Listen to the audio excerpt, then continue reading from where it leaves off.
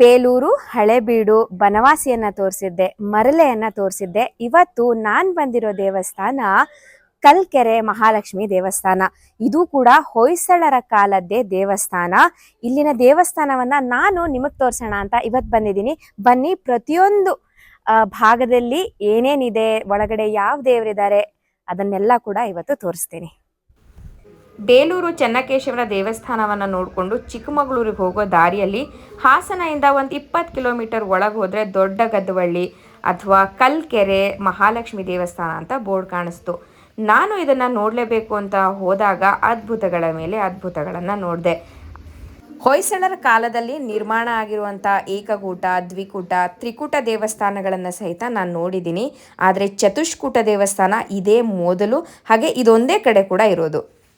4 ಗರ್ಭಗುಡಿ, 4 ದಿಕ್ಕಿಗೂ ದೇವರನ್ನ ವಿಗ್ರಹ ಮುಖ ಮಾಡಿರೋ ರೀತಿ ದೇವಸ್ಥಾನ ನಿರ್ಮಾಣ ಆಗಿದೆ. ಮಹಾಕಾಳಿ, ಮಹಾಲಕ್ಷ್ಮಿ, ಶಿವ ಹಾಗೆ ವಿಷ್ಣುವಿನ ವಿಗ್ರಹ 4 ದಿಕ್ಕಿನಲ್ಲೂ ಇದೆ.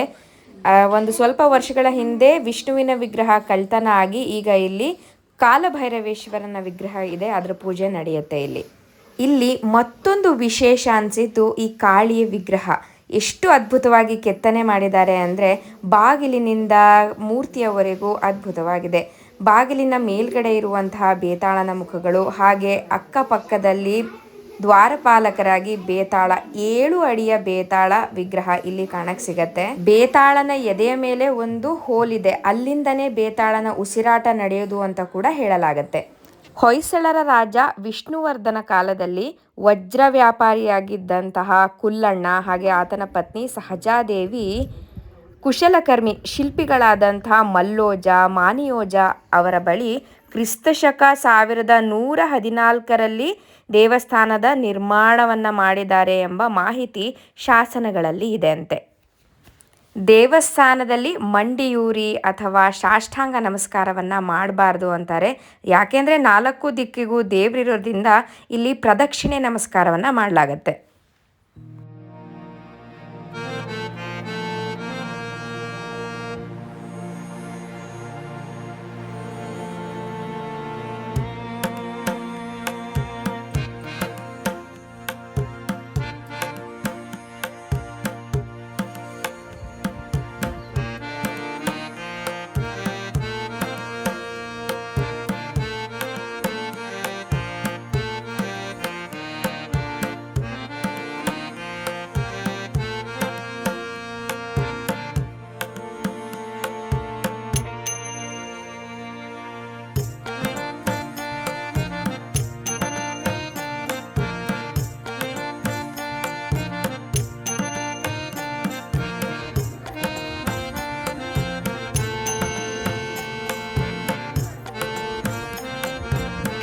ದೇವಸ್ಥಾನದ ಪಕ್ಕದಲ್ಲೇ ಕಲ್ಕೆರೆ ಕೆರೆ ಇದೆ. ದೇವಸ್ಥಾನದ ಪೂರ್ವ ಭಾಗದಲ್ಲಿ ಈ ಕೆರೆ ಸಿಗತ್ತೆ. ಬಂದ ಜನ ಹಾಳು ಮಾಡ್ತಾರೆ ಅಂತ ಇದನ್ನ ಮುಚ್ಚಿದ್ದಾರೆ. ಈ ಕಡೆ ಕಾಳಿ, ಆ ಕಡೆ ಈಶ್ವರ, ಈಶ್ವರನ ಎದುರುಗಡೆ ಕಾಳಿ ಎದುರುಗಡೆ ಲಕ್ಷ್ಮಿ ಎದುರುಗಡೆ ಈಶ್ವರ, ಈಶ್ವರನ ಕಾಳಿ ಎದುರುಗಡೆ ಭೈರವೇಶ್ವರ 4 ಗರ್ಭಗುಡಿ. ಅದೇ ಇವೆಲ್ಲ ಇದರಲ್ಲಿ ಏನೂ ಇಲ್ಲ. ಈ ಬೇತಾಳ ಅವ್ರಿಗೆ ಅವರು ಕಾಳಿ ಕಾವಲು ಮುಜರಾಯಿಗೆ ಸೇರಿಲ್ಲ ಅಲ್ವಾ? ಆರ್ಕಿಯಾಲಜಿ ಡಿಪಾರ್ಟ್ಮೆಂಟ್ ಬಿಲಾಂಗ್ ಆಗುತ್ತೆ. ಇದು ವೃತ್ತಿ ಮಾಡಿರೋದು ನಮ್ಮ ಊರವರೆಲ್ಲ ಮಾಡ್ಕೊಂಡು ನಾವು ಮಾಡ್ತಿರೋದು. ಊರ ಒಬ್ಬರು ದೇವಸ್ಥಾನ ಡೈಲಿ ಬಿಡಬಾರ್ದು ಅಂತ ನಾವೆಲ್ಲ ಹುಡುಗರೆಲ್ಲ ಮಾತಾಡ್ಕೊಂಡು ನಾವೆಲ್ಲ ಇದಕ್ಕೆಲ್ಲ ಕಳಿಸಿದ್ವಿ, ಓದಿಗೆಲ್ಲ ಎಲ್ಲ ಇನ್ಫಾರ್ಮೇಶನ್ ಕಳಿಸಿದ್ವಿ. ಬಂದರೆ ಅವ್ರು ಆರ್ಡ್ರ್ ಕೊಟ್ಟರೆ ಏನು ಬೇಕಾದ್ರೂ ಮಾಡತ್ತೆ ನಾವು. ಬಟ್ ಆರ್ಕಿಯಾಲಜಿ ಡಿಪಾರ್ಟ್ಮೆಂಟಿಗೆ ಬಿಲಾಂಗ್ ಆಗುತ್ತೆ ಅಲ್ವಾ ಇದು? ಒಳ್ಳೇದು, ಇಲ್ಲಾಂದ್ರೆ ಜನ ಹಾಳು ಮಾಡ್ಬಿಡ್ತಾರೆ. ಎಷ್ಟು ಹಾಳಾಗೋಗಿದೆ. ಈಗ ಸೋರೋದಕ್ಕೆಲ್ಲ ವ್ಯವಸ್ಥೆ ಮಾಡಿದ್ವಿ, ಬೇಸಿಗೆ ಹೊತ್ತಿಗೆಲ್ಲ ರೆಡಿ ಮಾಡ್ತೀವಿ ಹೊರಗಡೆ.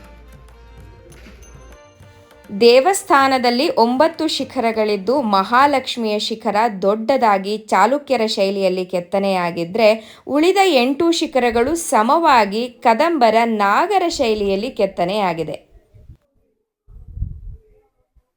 ದೇವಸ್ಥಾನದ 4 ಭಾಗದಲ್ಲೂ ಈ ರೀತಿ ಗರ್ಭಗುಡಿ ಅಂದ್ರೆ ಸಣ್ಣ ಗುಡಿಗಳನ್ನ ನೋಡ್ಲಿಕ್ಕೆ ಸಿಗುತ್ತೆ. ಇದ್ರ ಒಳಗಡೆ ಯಾವುದೇ ವಿಗ್ರಹ ಇಲ್ಲ, ಬಹುಶಃ ಇದೆಲ್ಲ ನಾಶ ಆಗಿರಬಹುದು. ಅಥವಾ ಕಳ್ತನ ಕೂಡ ಆಗಿರ್ಬೋದು. ಆರ್ಕಿಯಾಲಜಿ ಡಿಪಾರ್ಟ್ಮೆಂಟ್ಗೆ ಸೇರೋ ಮುಂಚೆ ಯಾವುದೇ ಸೆಕ್ಯೂರಿಟಿ ಇಲ್ಲದೆ ಇರೋ ಕಾರಣ ಕಳ್ಳಕಾಕರು ಇದನ್ನು ಕದ್ದಿರ್ಬೋದು ಅಂತ ಅಂದ್ಕೊಳ್ತೀನಿ.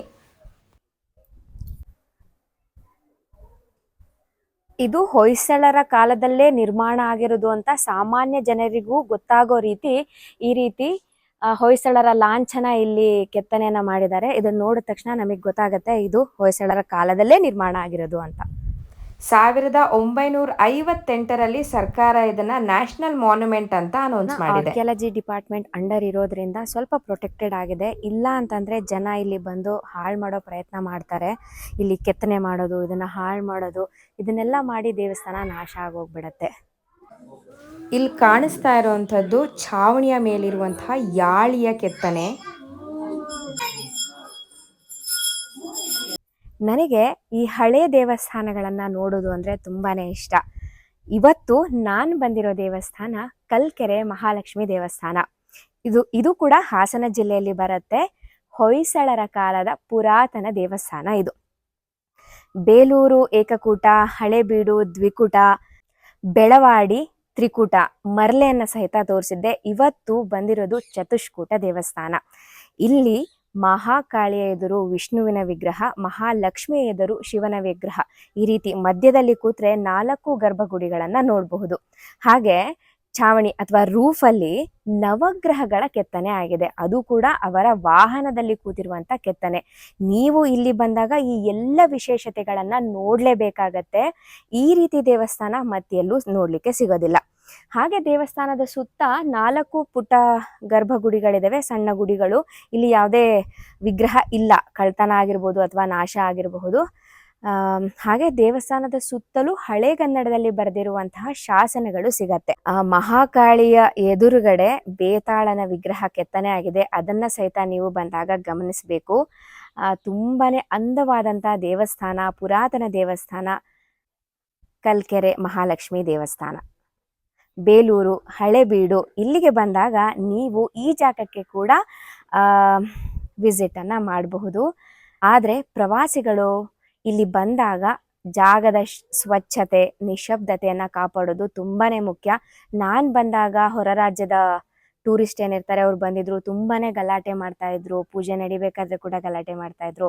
ಹಾಗೆ ಕೆಲವು ವಸ್ತುಗಳನ್ನ ಅಲ್ಲಲ್ಲಿ ಬಿಸಾಡೋದು, ಅದನ್ನೆಲ್ಲ ಮಾಡದೆ ದೇವಸ್ಥಾನದಲ್ಲಿ ಡಸ್ಟ್ಬಿನ್ಗಳನ್ನು ಇಟ್ಟಿರ್ತಾರೆ, ಅದನ್ನ ಬಳಸಬೇಕು. ಹಾಗೆ ನಿಶಬ್ದತೆಯನ್ನ ಕಾಪಾಡಿ ದೇವರ ದರ್ಶನವನ್ನ ಪಡ್ಕೊಂಡು ಇಲ್ಲಿಂದ ಹೋಗ್ಬೇಕು ಅಂತ ನಾನು ಕೇಳ್ಕೊಳ್ತೀನಿ.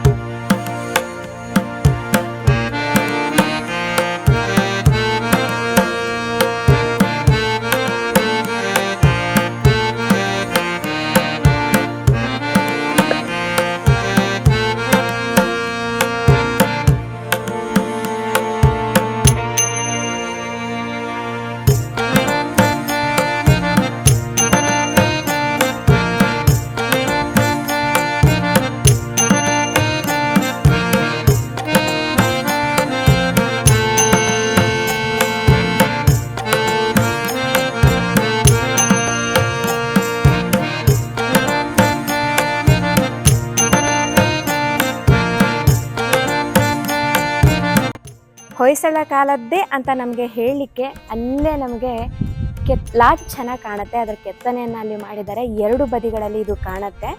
ಇಡೀ ದೇವಸ್ಥಾನ ಬಳಪದ ಕಲ್ಲಿನಲ್ಲಿ ನಿರ್ಮಾಣ ಆಗಿರುವಂತಹ ದೇವಸ್ಥಾನ ಇದು.